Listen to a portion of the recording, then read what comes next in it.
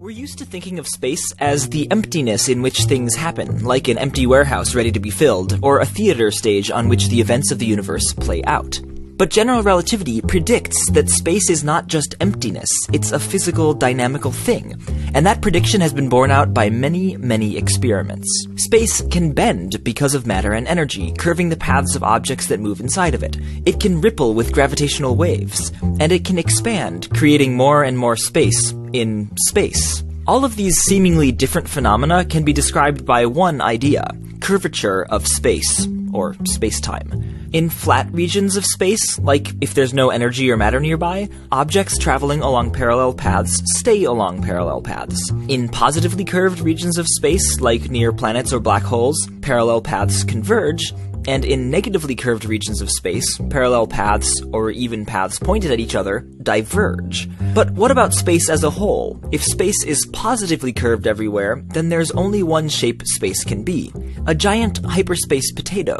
If you went in one direction for long enough, eventually you'd end up in the same place you started. If space is flat everywhere, its shape could be simple, just extend out straight to infinity. Or it could loop around in a periodic way, like in some video games. And if space is negatively curved everywhere, sports would be impossible. So which is it? There are basically two ways to measure the large-scale curvature of the universe. One is to measure the angles inside of triangles.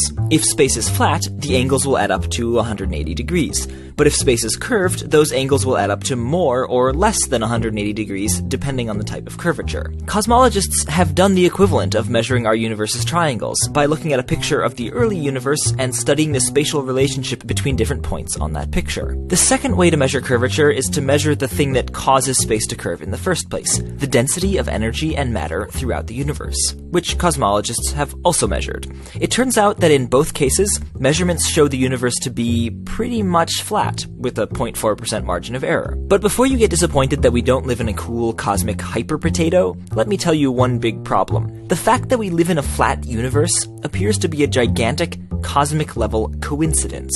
If the universe had just a little bit more mass and energy, space would have curved one way, and if it had just a little bit less mass and energy, space would have curved the other way. But we seem to have just the right amount to make space perfectly flat, as far as we can tell. This perfect amount is the equivalent of 5 hydrogen atoms per cubic meter of space, on average. Those big empty parts of space make up for all the atoms we have crammed in here around us.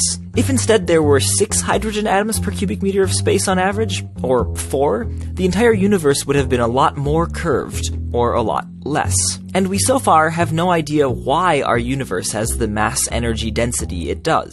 When it comes to the curvature of the universe, our knowledge falls flat.